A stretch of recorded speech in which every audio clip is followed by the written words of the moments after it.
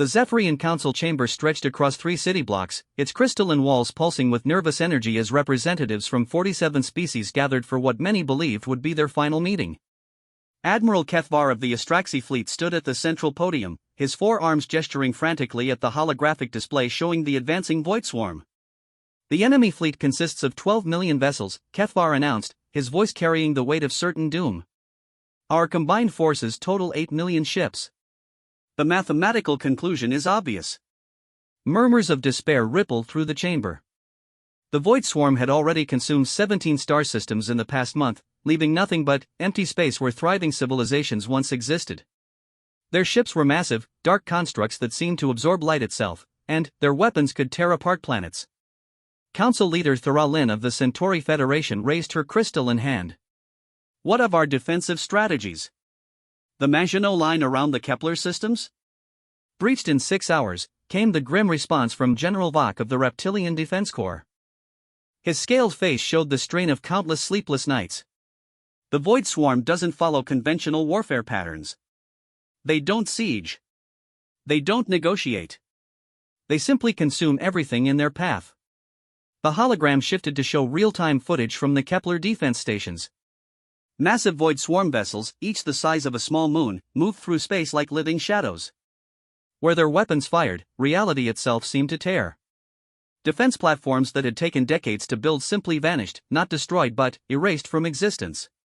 Our energy shields are useless against their void cannons, reported Commander Zix of the Technari Corps, his mechanical voice crackling with static interference. Their weapons operate on principles we cannot comprehend. They don't destroy matter, they remove it from reality entirely.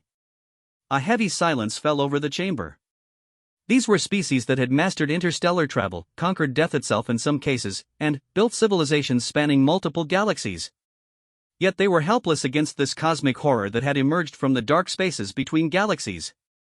There is one possibility we haven't discussed, said Ambassador Rhea of the Altarian Collective, her telepathic voice echoing in everyone's minds. The humans. The chamber erupted in various sounds of dismissal, clicks, hisses, electronic squeals, and energy pulses that served as laughter among the different species. The humans were the galaxy's newest members, having achieved faster-than-light travel only 200 years ago. They were considered primitive, barely past their nuclear age when first contact occurred. The humans? General Vok's laugh was a deep rumble. They still use kinetic weapons. Their largest ships are smaller than our escort vessels. What could they possibly contribute to a battle of this scale?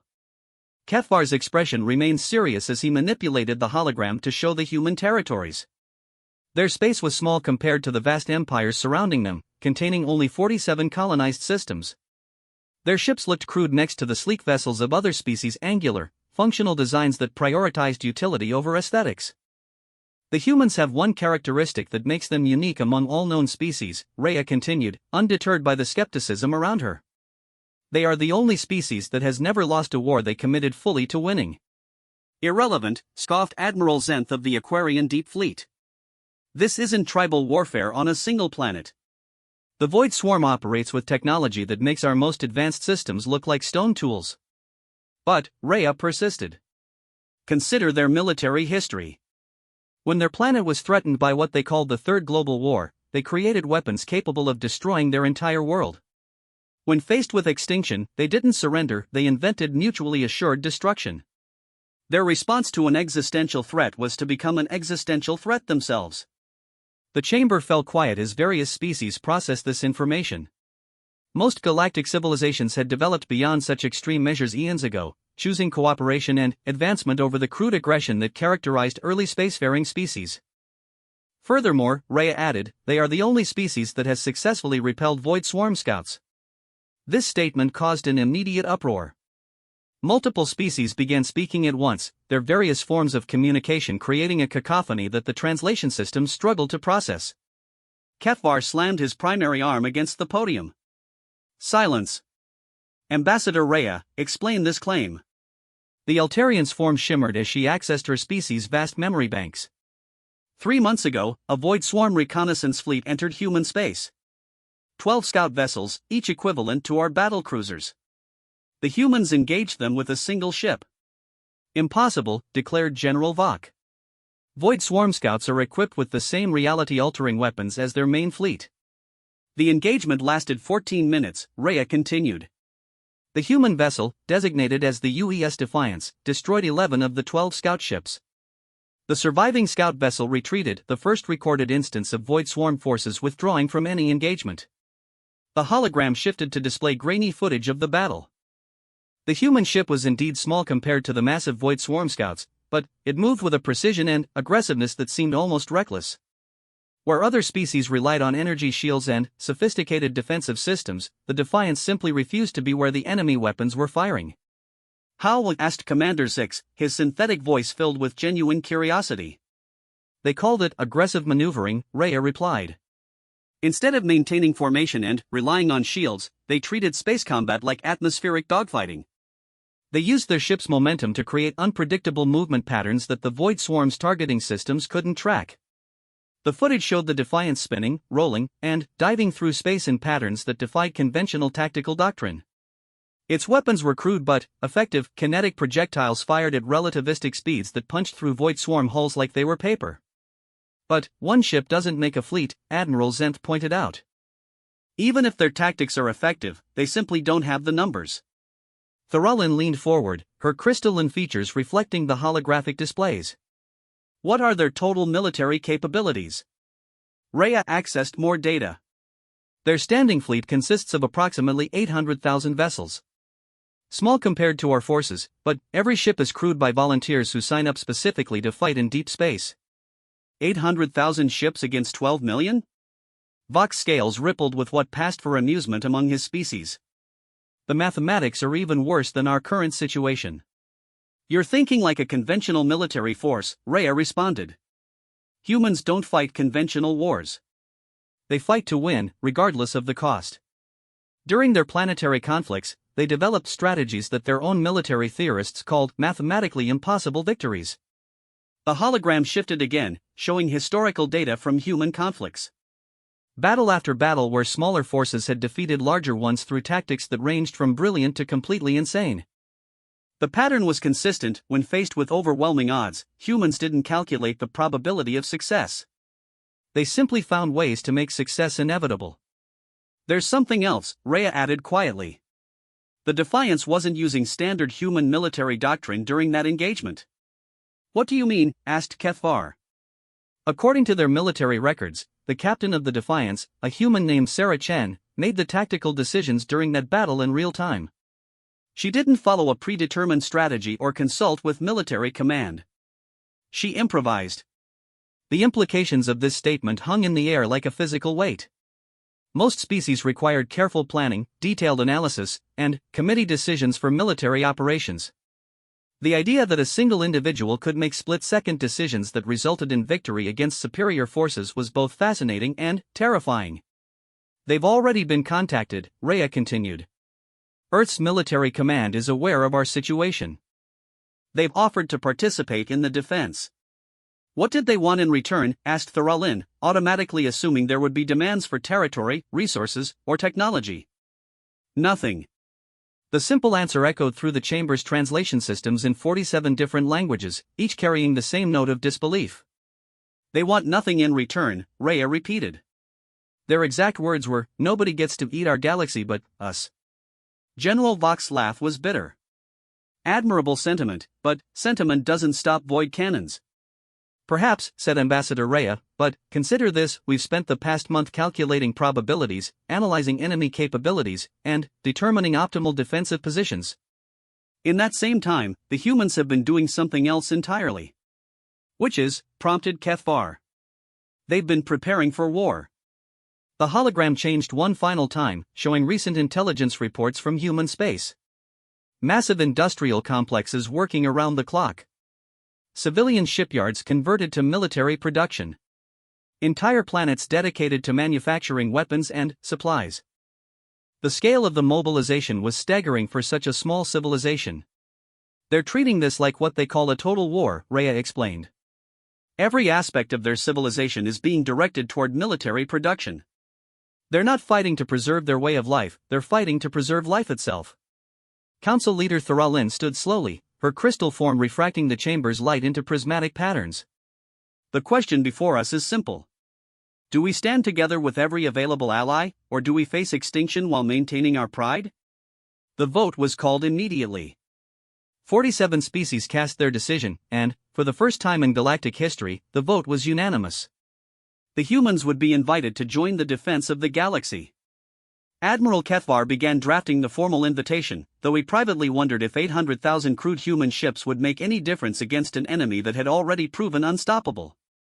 The mathematics still favored the Void Swarm by an overwhelming margin.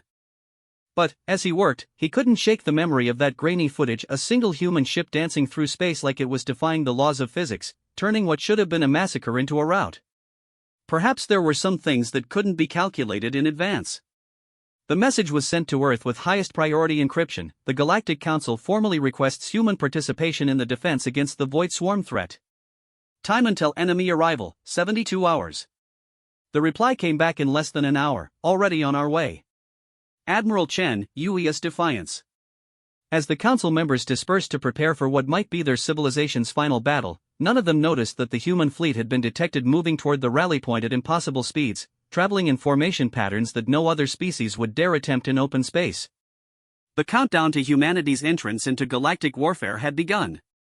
The Proxima Centauri rally point had never hosted such a massive gathering.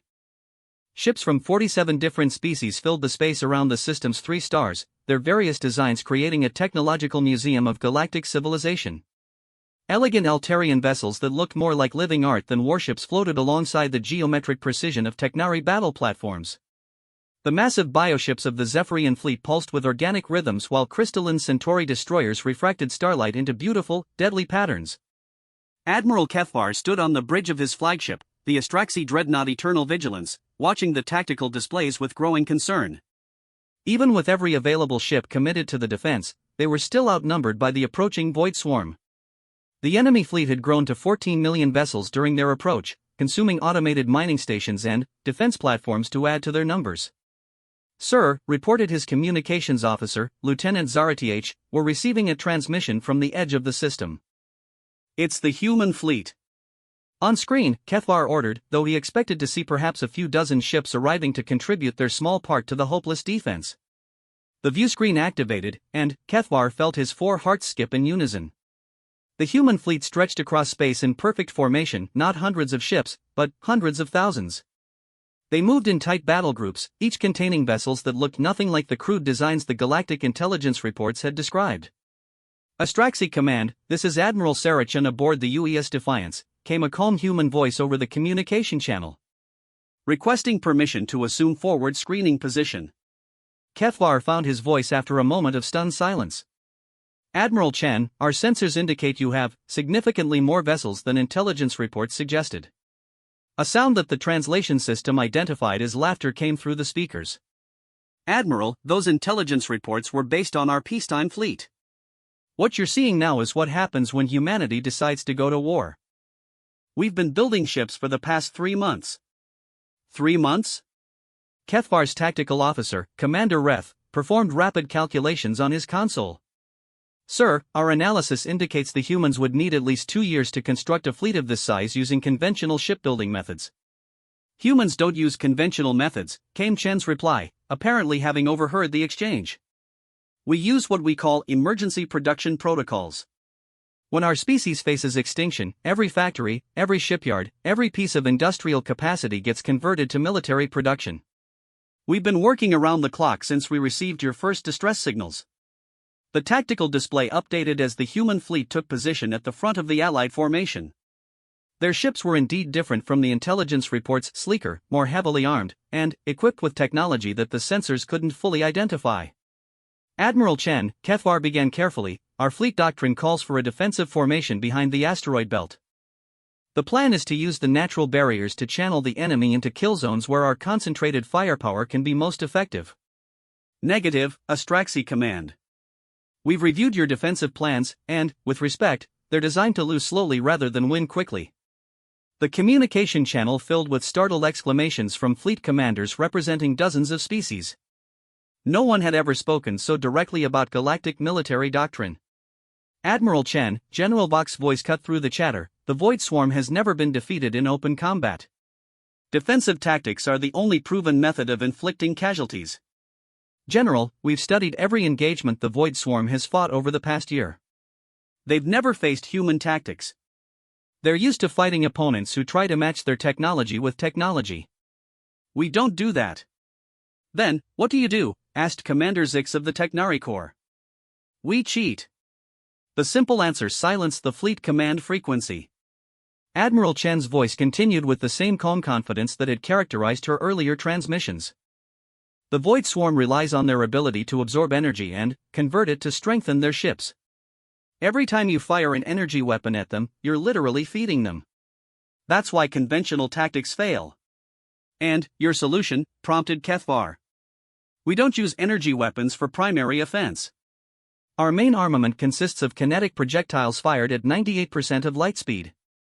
Their absorption fields can't process solid matter moving at relativistic velocities. The tactical officers across multiple fleets began running calculations. The physics were sound, but the engineering requirements would be staggering. The energy needed to accelerate solid projectiles to such speeds should require massive power plants and cooling systems. Furthermore, Chen continued, we've modified our fleet configuration for what we call swarm tactics. Instead of maintaining formation and trading fire at range, we're going to get close enough to use short-range weapons.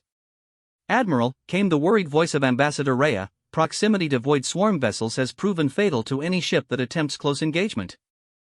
Their void fields drain energy from nearby vessels. Which is why we're not using energy-based propulsion for the assault. This statement caused another moment of confused silence. Space combat had relied on energy-based propulsion systems for millennia across all known species. Chemical rockets, Chen explained, anticipating the question. Crude, primitive, but completely immune to energy drain.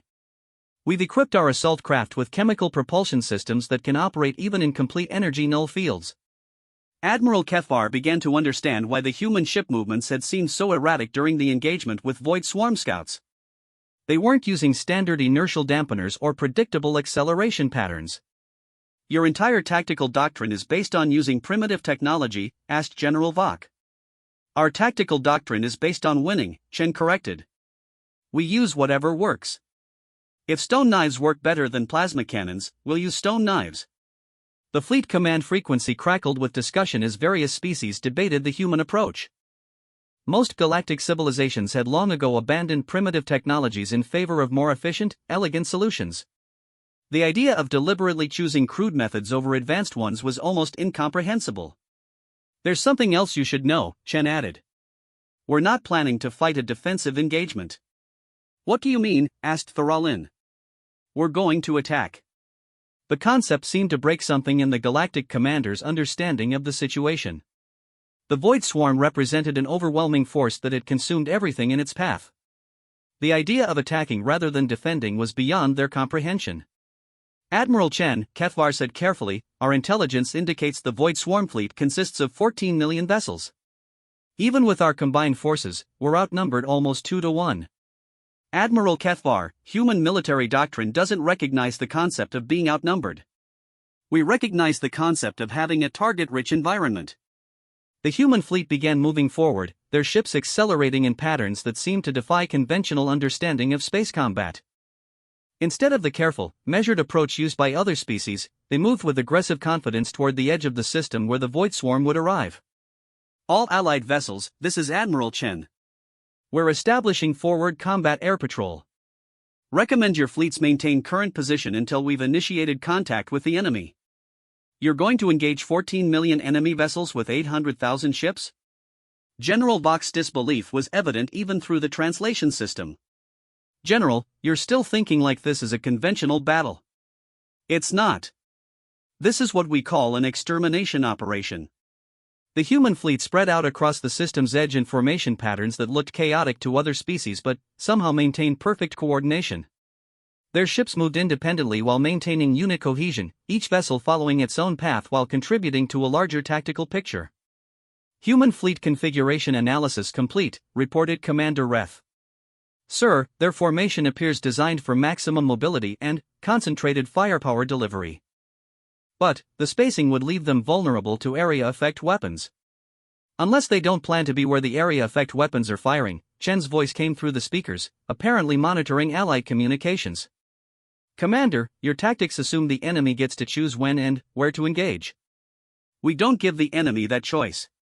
The sensors detected massive energy signatures approaching from deep space. The Void Swarm had arrived at the edge of the system, their dark ships emerging from faster-than-light travel like shadows materializing in starlight. All ships, this is Admiral Chen. Contact with the enemy in 30 minutes. Remember, we're not fighting to defend our homes, we're fighting to protect every home in the galaxy. Make every shot count.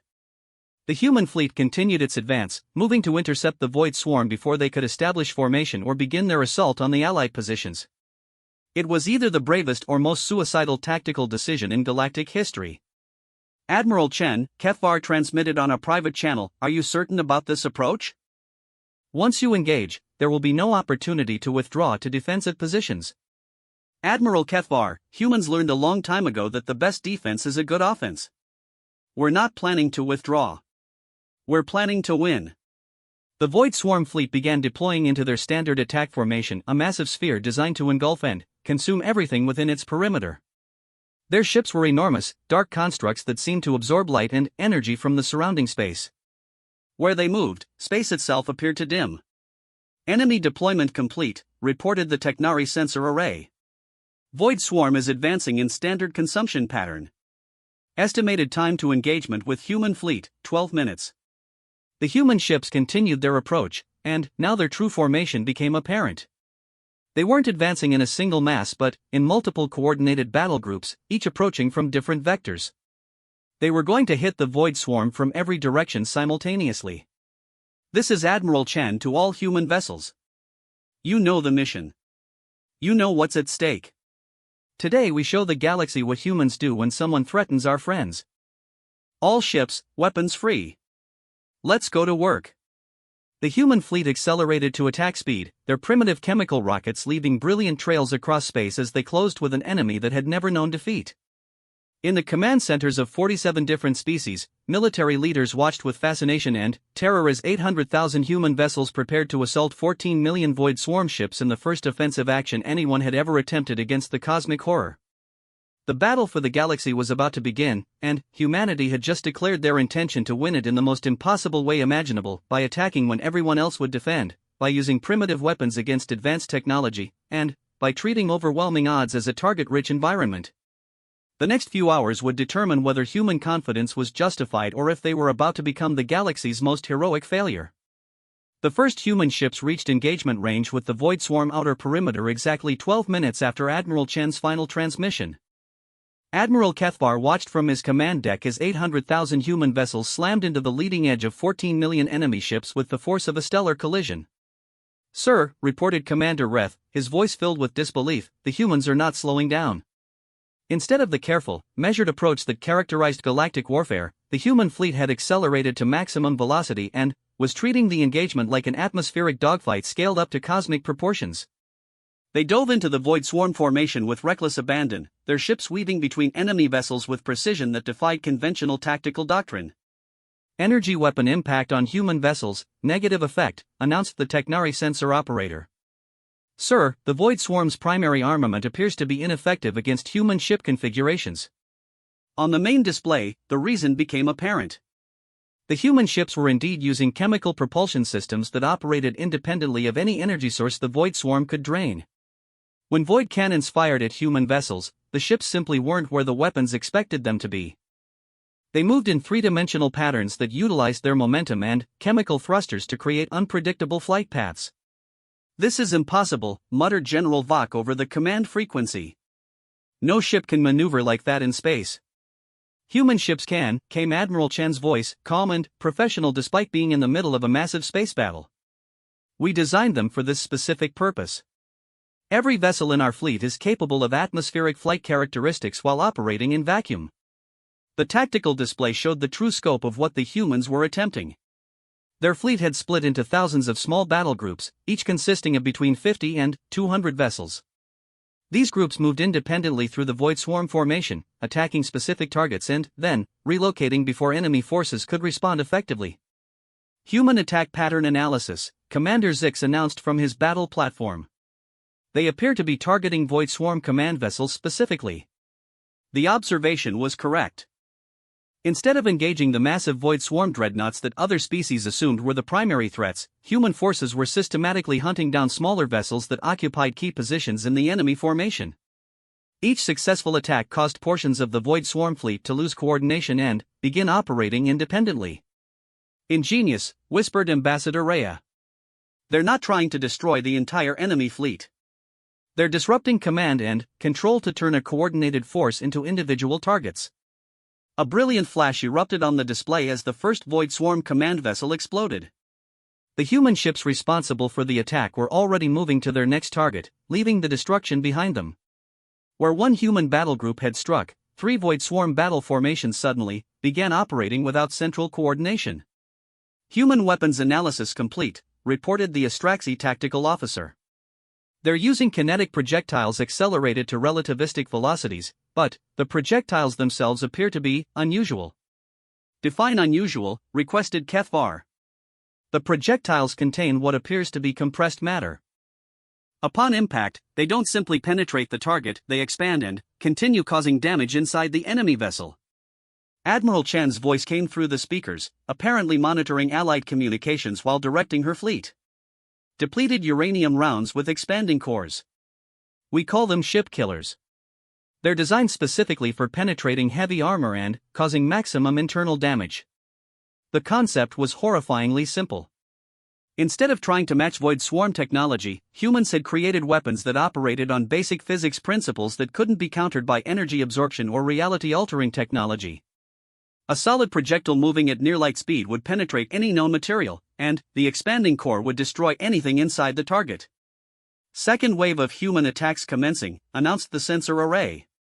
This time, instead of targeting command vessels, human forces began systematic attacks on what appeared to be support ships scattered throughout the Void Swarm formation. What are they targeting now? Asked General Vok. Void Swarm vessels that appear to be providing power distribution to nearby ships, responded Commander Zix. The humans have identified the enemy fleet's logistics network. The tactical display updated as more Void Swarm vessels exploded or went dark. Each successful human attack caused cascading failures throughout the enemy formation. Ships that had been operating with perfect coordination suddenly found themselves without power, without communications, or without central command. This is Admiral Chen to all Allied vessels. Phase 1 complete. Void Swarm command structure has been successfully disrupted. Commencing Phase 2. The human fleet's behavior changed dramatically. Instead of continuing their hit-and-run attacks, they began forming up into larger battle groups and moving toward specific areas of the now chaotic Void Swarm formation. Human fleet is concentrating forces, observed Commander Ref. They appear to be preparing for direct engagement with major enemy vessels. Admiral Chen, Kethvar transmitted, our sensors indicate you're moving to engage Void Swarm dreadnoughts. Those vessels are equipped with reality-altering weapons that can erase matter from existence. Confirmed, Admiral Kethvar. We've analyzed the Void Cannon technology and identified its limitations. Limitations? The concept that Void Swarm weapons had limitations was revolutionary. No species had ever identified weaknesses in their reality-altering capabilities.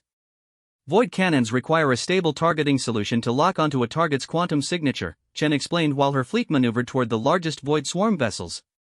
If the target is moving unpredictably and changing its quantum state rapidly, the weapons can't establish a lock. How do you change a ship's quantum state? Asked Ambassador Rhea. Rapid alternation between chemical propulsion and conventional engines creates quantum fluctuations that interfere with targeting systems. It's like trying to hit a target that exists in multiple locations simultaneously. The human battle groups reached the Void Swarm dreadnoughts and immediately implemented the most aggressive space combat tactics any species had ever witnessed. Instead of maintaining safe distances and trading fire, they closed to point-blank range and began what could only be described as a knife fight in space. Human ships spun and rolled around massive Void Swarm vessels, using their superior maneuverability to stay inside the enemy's weapon arc while delivering kinetic projectiles at ranges measured in kilometers rather than light minutes. The massive enemy ships, designed to engage targets at interstellar distances, found themselves unable to target small, fast-moving objects operating within their defensive perimeter. "Sir," reported Commander Reth, his voice filled with awe, "the humans are winning." The tactical display confirmed the impossible. Void swarm dreadnoughts, each the size of a small moon, were being systematically destroyed by human vessels that were smaller than the enemy's point defense systems. The secret was not in matching the enemy's firepower but in making their firepower irrelevant through superior tactics and mobility. Phase 2 complete, announced Admiral Chen. Void swarm heavy assets neutralized. All allied vessels, you are clear to advance and engage remaining enemy forces. For the first time in the battle, the combined fleets of 47 species moved forward from their defensive positions. The void swarm formation that had seemed so overwhelming an hour ago was now scattered, confused, and missing most of its command structure and heavy weapons platforms. "All ships," came Admiral Kethvar's voice over the fleet frequency, "advance to engagement range. Target enemy vessels as opportunity presents." The Allied fleet moved forward in the largest coordinated attack in galactic history. Elegant Altarian ships began their graceful assault patterns while crystalline Centauri destroyers focused concentrated firepower on specific targets. The massive Zephyrian bioships engaged with organic weapons that had never before been used in anger. But the humans weren't finished. As the Allied fleet advanced, human forces began implementing what they called Phase 3. All human vessels commence search and destroy operations. No enemy ship leaves this system. The human fleet scattered across the battlefield, hunting down individual void swarm vessels that were attempting to escape or regroup. They moved with the efficiency of predators, tracking down enemy ships that tried to hide in asteroid fields or escape to the edge of the system. "Human tactical doctrine analysis complete," reported the Technari battle computer. "They are not fighting a space battle. They are conducting an extermination operation designed to eliminate 100% of enemy forces." The concept was alien to most galactic species. Warfare was typically conducted with limited objectives, territory, resources, or political goals. The idea of completely destroying an enemy force was considered primitive and wasteful. But, as the battle progressed, it became clear that this was exactly what humanity intended to do. "This is Admiral Chen to Galactic Fleet Command. Enemy resistance is collapsing. Estimate complete elimination of void swarm forces within 2 hours." The impossible had happened. An enemy that had consumed 17 star systems and destroyed countless civilizations was being systematically annihilated by a species that most of the galaxy considered primitive. The mathematics that had seemed so certain, 14 million ships versus 8 million ships, had proven irrelevant in the face of superior tactics and absolute determination. Admiral Chen transmitted Kethvar, "How did you know your tactics would be effective?" "Admiral, we didn't know. But humans have a saying, fortune favors the bold. When faced with extinction, you don't calculate the odds of success. You make success inevitable through superior preparation and absolute commitment to victory." The battle continued with mathematical precision as human forces methodically eliminated every remaining void swarm vessel. What had begun as a desperate defense had become the most decisive victory in galactic history, achieved by a species that had turned their perceived weaknesses into overwhelming advantages. The galaxy was about to learn that when humanity entered a battle with the intent to win, defeat was not an option they recognized. 3 hours into the battle, the impossible had become reality. The tactical displays aboard every Allied ship showed the same stunning information. The void swarm fleet that had terrified the galaxy for months was being systematically destroyed by human forces operating with mechanical precision. Admiral Kethvar stood on the bridge of the Eternal Vigilance, watching human battle groups hunt down the remaining enemy vessels like wolves pursuing scattered prey. The mathematical certainty of defeat had been replaced by the mathematical certainty of total victory. "Sir," reported Commander Reth, "current enemy vessel count is down to 3.7 million and falling rapidly. Human forces are maintaining their elimination rate of approximately 1 enemy ship every 2 seconds. The efficiency was staggering. Each human battle group operated independently, identifying targets, engaging them with overwhelming firepower, and moving to the next target without pause. They had turned space combat into an industrial process, treating the destruction of enemy ships like an assembly line operation. "This is Technari Battle Platform Omega-7, came Commander Zix's mechanical voice over the fleet frequency. We are observing human combat techniques for analysis purposes. Request permission to accompany human battle groups for tactical study." "Permission granted," replied Admiral Chen's calm voice. "Battle Group Delta 9 will accept Technari observers." Warning, our combat maneuvers exceed standard galactic safety protocols.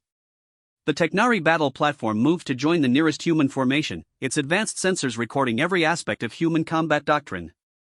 What they observed would change galactic warfare forever. Human ships operated with aggression that bordered on the suicidal by conventional standards. They accelerated at rates that should have killed their crews, performed maneuvers that should have torn their ships apart, and engaged enemy vessels at ranges where a single hit should have been fatal. But they did all of this with such precision and coordination that their apparent recklessness became tactical superiority. Technari analysis of human combat performance, Commander Zix announced after 30 minutes of observation.